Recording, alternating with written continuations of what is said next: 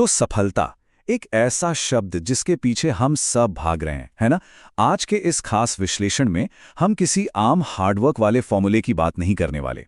इसके बजाय हम एक ऐसे टाइम टेस्टेड ईश्वरीय ब्लूप्रिंट पर चर्चा करेंगे जो असल में काम करता है। हम अक्सर सोचते हैं कि बस आंख बंद करके मेहनत करते जाओ और काम बन जाएगा, पर क्या वाकई हमेशा ऐसा होता है? आज की ये चर्चा काम करने के हमारे नजरिए को पूरी तरह से बदलने वाली है। चलिए शुरू करते हैं। तो आइए इस सवाल की गहराई में उतरते हैं। क्यों कभी-कभी दिन रात की कड़ी मेहनत भी हमें सीधा असफलता की ओर ले जाती है? मतलब हमने देखा है ना कि कोई इंसान अपना सब कुछ दांव पर लगा देता है, जी तोड़ मेहनत करता है, लेकिन आखिर में हाथ लगती है तो सिर्फ और सिर्फ निराशा। ऐसा होता क्यों है? क्या मेहनत में कोई कमी रह गई थी या फिर पूरा का पूरा फोकस ही गलत जगह था? सच कहूं तो ये बहुत ही तकलीफदेह स्थिति होती है जब हमारी असीमित कोशिशें सिर्फ दिल टूटने का कारण बन जाएं। ये सवाल हमें सोचने पर मजबूर कर देता है कि आखिर इस पूरी पहेली में वो कौन सा हिस्सा है जो हमसे मिस हो रहा है। इस बात को गहराई से समझने के लिए भाग 1 की ओर बढ़ते हैं, असफलता का बोझ। यहां हम आरव नाम के एक लड़के की कहानी पर गौर करेंगे। और ये कहानी एक बहुत ही दर्दनाक चक्र को शानदार तरीके से दर्शाती है। आरव एक छोटे से गांव का लड़का था जिसके कंधों पर परिवार की उम्मीदें और खुद को साबित करने का एक भारी दबाव था। ये सिर्फ कुछ शब्द नहीं है, ये एक पूरा का पूरा टॉक्सिक साइकिल है। जरा सोचिए, पहले महीनों की कड़ी मेहनत, नींदें उड़ गई, बस किताबों में डूबे हुए हैं। फिर आती है परीक्षा और उसके बाद सबसे बड़ा झटका, बार बार की असफलता। ये हार सिर्फ एक एग्जाम की नहीं थी, ये उसके आत्मविश्वास को चकनाचूर कर रही थी। हर फेलियर के बाद दिल बुरी तरह टूट जाता। एक रात तो ऐसी आई जब वो पूरी तरह हार मान चुका था और बिल्कुल अकेला बैठकर रो रहा था। एकदम वो पॉइंट जहां लगता है कि बस अब और कुछ नहीं हो सकता। लेकिन कहानी यहां खत्म नहीं होती। यहीं से आता है हमारा भाग 2, एक ईश्वरीय ज्ञान। उसी गहरे दर्द और अकेलेपन के बीच एक ऐसा शाश्वत सच सामने आया जिसने पूरी बाजी ही पलट दी। इन शब्दों की गहराई को जरा महसूस कीजिए। कर्म करो, फल की चिंता मत करो। जी हां, भगवान श्री कृष्ण की ये पंक्तियां, ये कोई आम कहावत नहीं है, बल्कि ये सफलता का सबसे शुद्ध, सबसे पावरफुल सिद्धांत है। आरव को अचानक से समझ में आ गया कि गड़बड़ कहां थी। उसकी सारी की सारी एनर्जी, उसका पूरा फोकस काम पर था ही नहीं। वो तो इस बात से डरा हुआ था कि अगर मैं फेल हो गया तो क्या होगा। और सच में ये एक बहुत बड़ा रियलाइजेशन है। ये हमें बताता है कि हमारा कंट्रोल सिर्फ हमारे हाथ में मौजूद काम पर है, उसके रिजल्ट पर नहीं। जब हम रिजल्ट की टेंशन का वो भारी सूटकेस अपने सिर पर ढोते हैं ना, तो हम अपने आज के काम को ही बर्बाद कर लेते हैं। अगर हम इस फिलॉसफी को एकदम प्रैक्टिकल तरीके से समझें तो इसका सीधा सा मतलब है अनासक्ति, यानी डिटैचमेंट। अब इसका मतलब ये बिल्कुल नहीं है कि हमें अपने गोल की कोई परवाह ही नहीं करनी है, बिल्कुल नहीं। इसका असली मतलब है रिजल्ट के उस डर को मन से निकालकर बाहर फेंकना। अपनी 100% एनर्जी बस उस प्रोसेस पर, उस मेहनत पर लगाना जो हम आज अभी कर रहे हैं। आरव के लिए उस फेलियर वाले टॉक्सिक लूप से बाहर निकलने का सिर्फ और सिर्फ यही एक रास्ता था। उसे परिणामों से खुद को अलग करना ही था, ताकि बिना किसी पैनिक के वो अपना काम कर सके। चलिए आगे बढ़ते हैं और देखते हैं कि ये सिद्धांत असल जिंदगी में कैसे काम करता है। भाग 3, कर्म की शक्ति।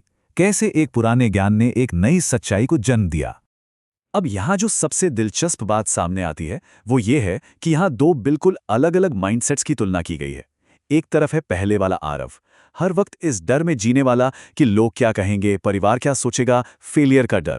सच कहें तो ये चिंता ही उसकी सबसे बड़ी दुश्मन थी। और फिर दूसरी तरफ देखिए, नया बदला हुआ आरव। अगले ही दिन से उसने ये सोचना बंद कर दिया कि समाज का क्या रिएक्शन होगा। उसने दुनिया भर की रायों को किनारे किया और अपना पूरा 100% ध्यान सिर्फ और सिर्फ अपनी पढ़ाई पर लगा दिया। जब आपके दिमाग से हारने का वो डर निकल जाता है ना, तब जो फोकस पैदा होता है वो सच में अनबिलीवेबल होता है।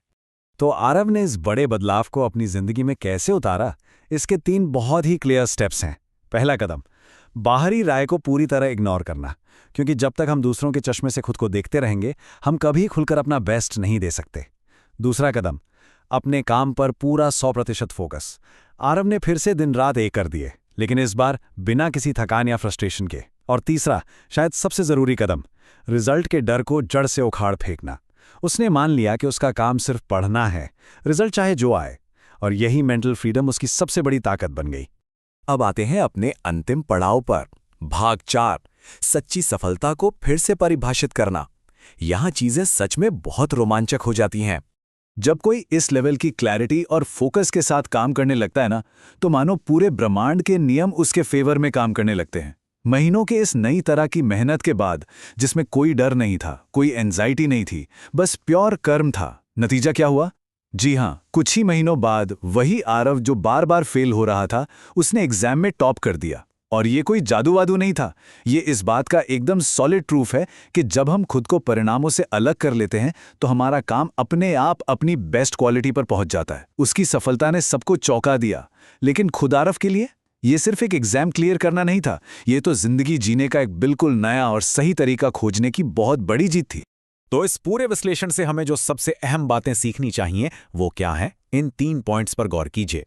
पहला, सफलता का सीधा सीधा कनेक्शन हमारी निडरता से है। जब डर 0 होता है तभी हमारा 100% पोटेंशियल बाहर आता है। दूसरा, हमें नतीजों के पीछे भागने की कोई जरूरत नहीं है। अगर हमारा कर्म सही है, एकदम फोकस्ड है, तो रिजल्ट अपने आप हमारे पीछे आएंगे। और आखिरी बात, असफलता। असफलता कोई फुल स्टॉप नहीं है, ये बस एक कॉमा है। ये सिर्फ एक फीडबैक है जो बताता है कि अगली बार क्या गलती नहीं करनी है। हार अंत नहीं है, बल्कि एक नई और बेहतर शुरुआत का मौका है।